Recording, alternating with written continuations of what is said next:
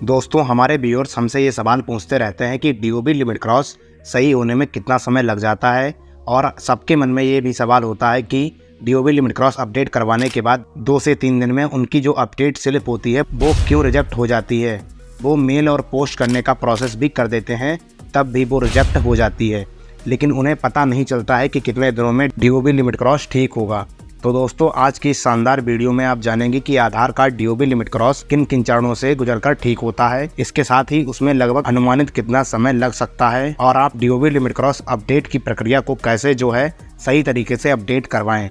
साथ ही मेल करने और पोस्ट करने का तरीका क्या है। इन्हीं सभी सवालों के जवाब आज की इस वीडियो में जानेंगे। नमस्कार दोस्तों, मेरा नाम है संजय और आप देख रहे हैं गोपी कंप्यूटर यूट्यूब चैनल। तो चलिए वीडियो को शुरू करते हैं। दोस्तों, डीओबी लिमिट क्रॉस को ठीक तरीके से अपडेट करवाने के लिए सबसे पहला और सबसे जरूरी काम यही है कि आप अपडेट की प्रक्रिया को सही तथा वैलिड डॉक्यूमेंट्स का उपयोग करके करवाएं। सबसे पहले हम बात करते हैं यूपी यानी उत्तर प्रदेश में रहने वाले लोगों की, जिनके आधार कार्ड में डीओबी लिमिट क्रॉस है। तो आपको डीओबी लिमिट क्रॉस अपडेट करवाने के लिए जाने से पहले ऑनलाइन एसटीएम ऑर्डर या डिजिटल एसटीएम ऑर्डर, जैसा कि आपको स्क्रीन पर दिख रहा है, ठीक इसी तरह का RCCMS पोर्टल यानी baad.up.nic.in वेबसाइट से जारी हुआ होना चाहिए। इसके बाद आपको ऑनलाइन एसटीएम ऑर्डर के द्वारा, अगर आप ग्राम पंचायत में रहते हैं तब ब्लॉक से, तथा अगर आप शहरी क्षेत्रों में रहते हैं तब नगर निगम या नगर पंचायत के सेक्रेटरी के माध्यम से ओरिजिनल जन्म प्रमाण पत्र बनवा लेना है। लेकिन बिना ऑनलाइन एसडीएम ऑर्डर के अगर जन्म प्रमाण पत्र बनवा लेते हैं या पहले से बनवा कर रखे हैं तो उससे आपका डीओबी लिमिट क्रॉस अपडेट नहीं होगा।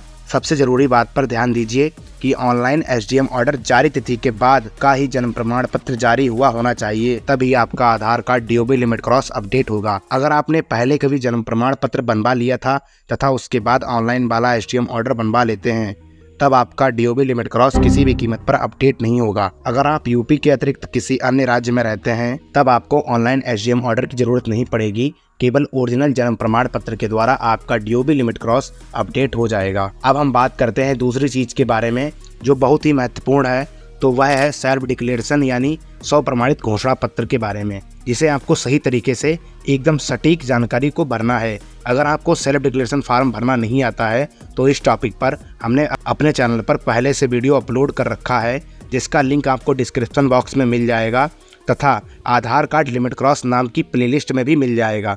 दोस्तों, self declaration form DOB limit cross update होने में बहुत ही अहम रोल अदा करता है। वहां पर आपको UIDAI को स्व प्रमाणित घोषणा पत्र यानी स्वयं से प्रमाणित एक घोषणा पत्र देते हैं कि मैं अपने आधार कार्ड में दूसरी बार डीओबी अपडेट कराना चाहता हूं, क्योंकि पहली बार डीओबी अपडेट करवाने में मुझसे गलती हो गई थी। तथा आप वचन देते हैं कि अगर दूसरी बार जन्मतिथि यानी डीओबी अपडेट करवाने पर मैं फर्जी, गलत या नकली दस्तावेज प्रस्तुत करते हुए पाया जाता हूं, तो आधार नामांकन एवं अपडेशन अधिनियम 2016 के नियम 28 के तहत आधार को निष्क्रिय यानी इनएक्टिव किया जाना चाहिए। साथ ही आप ये भी बताते हैं कि भविष्य में अब कभी भी मैं अपने आधार कार्ड में जन्मतिथि संशोधन नहीं करवाऊंगा। जिस व्यक्ति का आधार कार्ड अपडेट हो रहा है, अगर वो माइनर यानी नाबालिग है, तब उस स्व प्रमाणित घोषणा पत्र पर आपके माता या पिता किसी एक के हस्ताक्षर होंगे। इसके अतिरिक्त स्व प्रमाणित घोषणा पत्र को बिना कटिंग, बिना वाइडनर के चलाए हुए आपको उस फार्म को भरना है।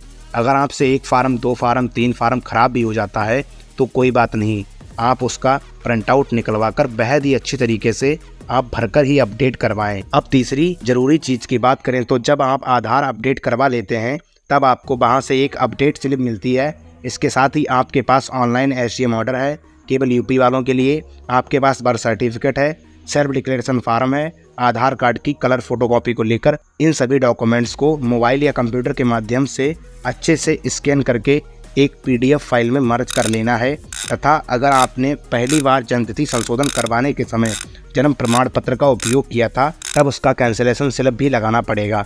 इसके बाद आपको help@uidai.gov.in पर मेल कर देना है। कैंसिलेशन स्लिप क्या होती है और कहां से प्राप्त करना है, इस टॉपिक पर वीडियो जल्द ही हमारे चैनल पर आएगा, इसीलिए हमारे चैनल को सब्सक्राइब करके रखिए ताकि जब भी वीडियो आए तब आपके पास उसका नोटिफिकेशन आ जाए। इसके साथ ही हमने जो आपको दस्तावेज बताए हैं उन सभी दस्तावेजों की कलर फोटोकॉपी कराकर आपको अपने रजिस्टर्ड रीजनल ऑफिस में डाक के माध्यम से अपने सभी डॉक्यूमेंट्स को भेज देना है। अगर आपको नहीं पता है कि आपका रीजनल ऑफिस कौन सा है, तब आप कमेंट में अपना राज्य लिखिए, हम आपको रिप्लाई मैसेज में बता देंगे कि आपका रीजनल ऑफिस का एड्रेस क्या है।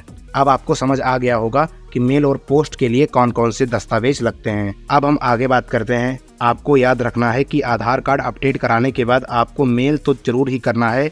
इसके बाद आपको आपकी मेल आईडी पर UIDAI की तरफ से एक SRN नंबर प्राप्त होगा, जिसे सर्विस रिक्वेस्ट नंबर कहते हैं। उसे आपको नोट करके रख लेना है। उस SRN नंबर के द्वारा आपको बारी बारी से UIDAI की वेबसाइट पर जाकर आपको जांचना है, आपको वहां पर जानकारी मिल जाएगी। अब आगे बात करते हैं कि आधार कार्ड अपडेट करवाने के बाद 2 से 3 दिनों में रिजेक्ट हो जाएगी, लेकिन आपको घबराना नहीं है, क्योंकि ये लिमिट क्रॉस अब बाद की श्रेणी में आता है। इसको जो है ठीक होने में समय लग सकता है। अब हम मुख्य एवं महत्वपूर्ण बात करते हैं, आखिर जब हम DOB लिमिट क्रॉस अपडेट करवाते हैं तब वह किन किन प्रक्रियाओं से होकर गुजरता है। तो दोस्तों, आपको बता दें कि जब भी आप DOB लिमिट क्रॉस को अपडेट करवाते हैं तो जो है आपका ठीक होने में 30 दिनों से लेकर अधिकतम 180 दिनों का समय लग सकता है। इसमें प्रक्रिया की बात करूँ तो क्या होता है, जब आपके दस्तावेज ईमेल और पोस्ट के माध्यम से रीजनल ऑफिस में पहुंच जाते हैं या फिर अपने डॉक्यूमेंट्स को पोस्ट ना करके केवल ईमेल कर देते हैं, तब भी रीजनल ऑफिस के लोग ऑफिस में उपलब्ध कंप्यूटर, प्रिंटर आदि की मदद से आपके सभी डॉक्यूमेंट्स के प्रिंट आउट निकालकर आपके सभी डॉक्यूमेंट्स अच्छे से लगाकर एक लिमिट क्रॉस की फाइल तैयार करते हैं। जब आपकी लिमिट क्रॉस की फाइल तैयार होने के बाद अगर फाइल में कोई भी डॉक्यूमेंट कम यानी अधूरी होती है, तब आपकी फाइल तैयार नहीं की जाएगी। साथ ही आपके लिमिट क्रॉस केस पर कोई भी एक्शन नहीं लिया जाता है। अगर आपने सब कुछ प्रॉपर अच्छी तरीके से तथा वैलिड डॉक्यूमेंट्स के साथ अपडेट करवाया है तथा कैंसिल सेल्फ के साथ पूरी प्रक्रिया की है, तब आपकी ऑफिस में एक फ़ाइल तैयार होगी। फाइल तैयार होने के बाद 1 से 2 सप्ताह तक, नोट करिए, 1 से 2 सप्ताह तक आपकी फ़ाइल क्षेत्रीय कार्यालय में टेबल टू टेबल सरकती रहती है। तो वहाँ पर जो तमाम तरीके के अधिकारी रहते हैं, अलग अलग लेवल के, उनके हस्ताक्षर होते हैं तथा अपनी मोहर लगाते हैं। जब यह सब प्रक्रिया हो जाती है तो ये जो है पूरी फाइल को टैक्स सेंटर जहाँ भी हो वहाँ पर भेज दिया जाता है। इसके बाद जब आपकी फ़ाइल क्षेत्रीय कार्यालय से टैक्स सेंटर भेज दिया जाता है, तब टैक्स सेंटर पर 1 सप्ताह से लेकर 30 दिनों के बीच में कभी भी आपके DOB लिमिट क्रॉस को ठीक कर दिया जाता है। कभी कभी क्या होता है, जब आपकी फ़ाइल बनकर क्षेत्रीय कार्यालय से मोहर वगैरह लगकर जांच होने के बाद टैक्स सेंटर पर भेजी जाती है और टैक्स सेंटर वालों को लगता है कि आपकी फाइल में अब भी कोई कमी है या कोई डॉक्यूमेंट कम है, तब उस स्थिति में वापस फिर से जांच के लिए क्षेत्रीय कार्यालय में भेजी जाती है। Aadhaar card DOB limit cross update करवाने के बाद हम मेल करते हैं, उसके बाद क्षेत्रीय कार्यालय में आपकी फ़ाइल बनती है, उसके बाद जाँच होती है। सभी अधिकारी अपनी जाँच पड़ताल करने के बाद जब सारी जानकारियाँ सही पाई जाती हैं, तब फाइल को टैक्स सेंटर भेजा जाता है। इस पूरी प्रक्रिया को होने में काफ़ी लंबा समय लग जाता है। घुमा फिरा कर बोलें तो DOB लिमिट क्रॉस अगर आप सही तथा वैलिड डॉक्यूमेंट्स को लगाकर अपडेट करवाते हैं, तब आपका DOB लिमिट क्रॉस 30 दिनों से लेकर 180 दिनों के बीच में कभी भी आपका DOB लिमिट क्रॉस ठीक हो जाता है। अब कुछ लोगों का जल्दी भी हो गया है, कुछ लोगों का 1 सप्ताह, 2 सप्ताह, 1 महीने या 2 महीने में हो गया है। तो यह कैसे होता है, इसके बारे में जानते हैं। सबसे पहले DOB लिमिट क्रॉस के लिए रीजनल ऑफिस में ये देखा जाता है कि इससे पहले पहली बार जन्मतिथि अपडेट करवाते समय कौन सा दस्तावेज उपयोग किया गया था। अगर आपने गलती से मार्कशीट या पासपोर्ट का उपयोग किया है, तब इसका कैंसिल स्लिप बनवाना एक बेहद लंबी और जटिल प्रक्रिया है। आप मानकर चलिए कि ना के बराबर चांस है कि आपको कैंसिल स्लिप मिल जाए, लेकिन अगर आप कैंसिल स्लिप बनवाने में सफल हो जाते हैं तब आपका काम हो जाएगा। लेकिन वहीं अगर आपने जन्म प्रमाण पत्र का उपयोग किया था, तब वह कैंसिल हो जाएगा और आपको उसका कैंसिल स्लिप भी मिल जाएगा। बर्थ सर्टिफिकेट कैंसिल स्लिप इस तरह का होता है, लेकिन फर्जी यानी फेक बर्थ सर्टिफिकेट में थोड़ी समस्या होती है। तो हाँ, मैं बात कर रहा था पहली बार DOB अपडेट करवाने में कौन से दस्तावेज का प्रयोग किया था, क्योंकि DOB लिमिट क्रॉस में पहली बार उपयोग किया गया डॉक्यूमेंट बहुत बड़ा अहम रोल अदा करता है आपके DOB लिमिट क्रॉस अपडेट करवाने में। जिन लोगों का आधार कार्ड में पहली बार DOB अपडेट करवाने के समय TC, ट्रांसफ़र सर्टिफिकेट स्कूल से लिखवाकर, ग्राम प्रधान से लिखवाकर या स्कूल का ID कार्ड या किसी अन्य दस्तावेज का उपयोग करके पहली बार DOB अपडेट करवाया था, तो ये वही लोग हैं जिनका आधार कार्ड DOB लिमिट क्रॉस 15 दिन, 30 दिन या 45 दिनों में ठीक हो गया है। हमारे चैनल पर आधार कार्ड DOB लिमिट क्रॉस से जुड़ा एक मास्टर क्लास वीडियो हमारे चैनल पर अपलोड है, जिसे ज़रूर देख लीजिए, जिसमें हमने DOB लिमिट क्रॉस की पूरी जानकारी दी है। साथ ही अगर आपको नहीं पता है कि ऑनलाइन SGM ऑर्डर किस तरह का होता है और किस तरह बनवाना होता है, उसका पूरा प्रोसेस का वीडियो हमारे चैनल पर पहले से पड़ा हुआ है, तो इस वीडियो का भी लिंक आपको डिस्क्रिप्शन बॉक्स में मिल जाएगा। आधार कार्ड लिमिट क्रॉस प्लेलिस्ट में भी आपको उस वीडियो का लिंक मिल जाएगा, उसे ज़रूर देख लीजिए। हमने उन दोनों वीडियो में आधार कार्ड ड्यूबल लिमिट क्रॉस की A to Z पूरी जानकारी दी हुई है। साथ ही ऑनलाइन एसटीएम ऑर्डर किस तरह बनवाना होता है, कहाँ जाना होगा, क्या क्या कागज़ लगेंगे, किससे मिलना होगा, कहाँ जाना होगा, कितना खर्चा होगा और कितने दिनों का समय लगेगा, ये भी हमने बताया हुआ है। तो आप जाइए और वीडियो को देखिए। अगर आपको हमारी वीडियो से कोई भी मदद मिली हो तो वीडियो को लाइक करके सब्सक्राइब करना ना भूलें।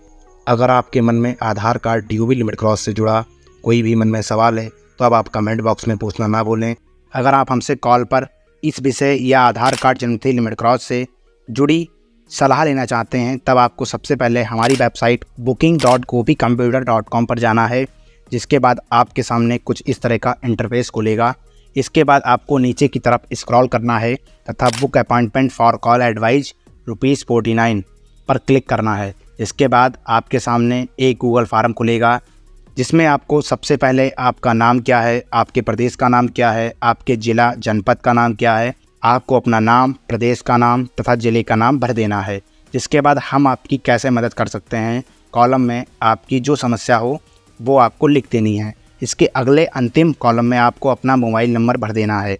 आपको वह मोबाइल नंबर भरना है जिस पर हम आपको कॉल करेंगे। इसके बाद नीचे नेक्स्ट बटन पर क्लिक करना है। इसके बाद आपके सामने एक QR कोड आएगा, जिस पर आपको केवल ₹49 का UPI यानी गूगल पे, फ़ोनपे या Paytm या अन्य किसी UPI के माध्यम से पेमेंट करना है। सफलतापूर्वक पेमेंट करने के बाद आपको उसका स्क्रीनशॉट लेना है, जिसके बाद ऐड फाइल पर क्लिक करना है। इसके बाद एक पॉपअप खुलेगा, उसके बाद ब्राउज़ बटन पर क्लिक करना है, जिसके बाद आपके सामने 3 ऑप्शन आएंगे। अगर आपने अपना पेमेंट किसी दूसरे मोबाइल से किया है तब कैमरे के बटन पर क्लिक करके उसका फ़ोटो क्लिक करना है और अपलोड कर देना है।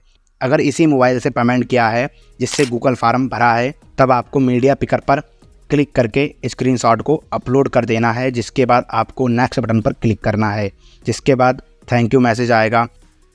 आपका सलाह लेने के लिए सफलतापूर्वक भुगतान हो गया है। हमारी टीम आपसे अगले 24 घंटे के अंदर आपसे संपर्क करेगी। इसके बाद आपको नीचे की तरफ एक सबमिट बटन पर क्लिक करना है।